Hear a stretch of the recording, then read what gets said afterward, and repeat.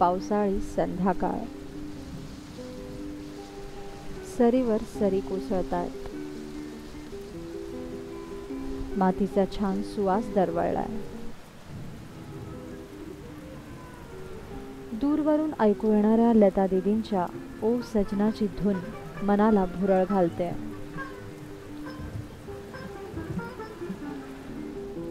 हातात वाफाळलेला चहा. सर्व काही अगदी मनासारखं चाललंय.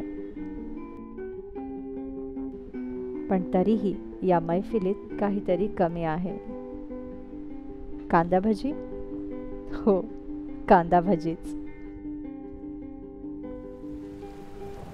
पाऊस, चहा आणि कांदा भजी हे दैवी त्रिकूट कधी, कोणी, कसं बनवलंय याचा शोध अजूनही लागलेला नाहीये आणि कदाचित कधी लागणारही नाही. जसं नऊवारी नेसलेल्या लावण्यवतीचे सौंदर्य नथीशिवाय खुलून येत नाही, तसंच कांदा भजींशिवाय पावसाळा पूर्ण होऊच शकत नाही.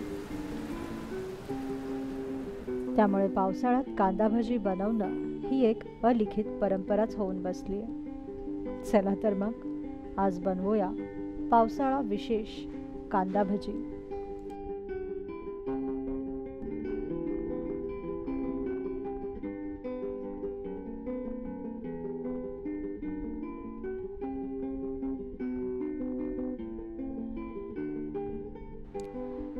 त्यासाठी आपल्याला लागेल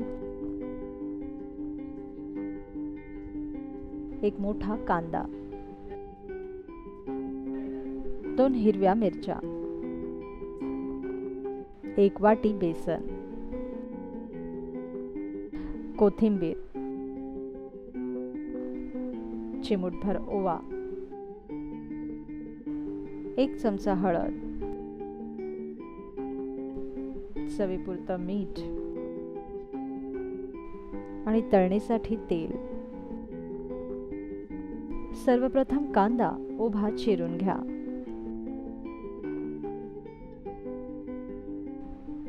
मग हिरवी मिरची ही बारीक चिरून घ्या. यानंतर कोथिंबीर ही चिरा. आता एका मिक्सिंग बाउलमध्ये चिरलेला कांदा, मिरची, कोथिंबीर घ्या आणि त्यात बेसन घालत चला.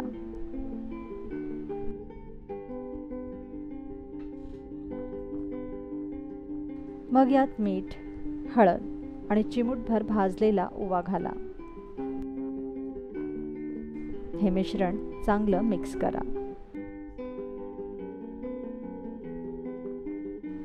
पावसाळ्यात पाचनशक्ती मंदावते आणि ओवा पाचनासाठी अतिशय उत्तम असतो.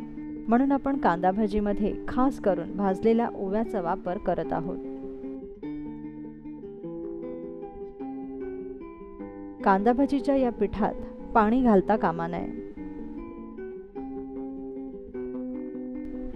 कांद्याच्या पाण्यातच भजीचं हे पीठ कालवलं तरच कांदा भजी कुरकुरीत होतील.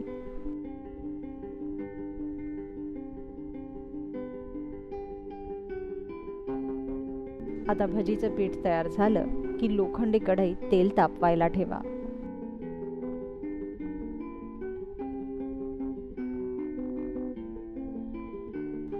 आणि तेल चांगलं कडकडीत तापलं की मग तेलात कांदा भजी सोडा.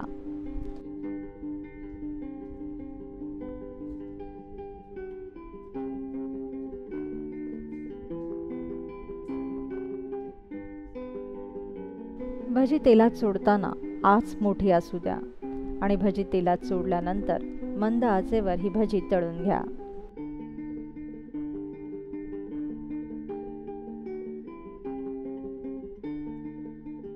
छान सोनेरी रंगावर ही भजी तळून घ्या.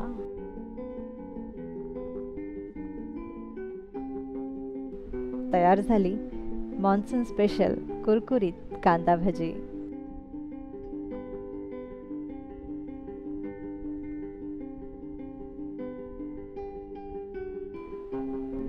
ही कांदा भजी चटणी किंवा सॉस सोबत खाण्यापेक्षा खिडकीबाहेर कोसळणाऱ्या पावसासोबत खा.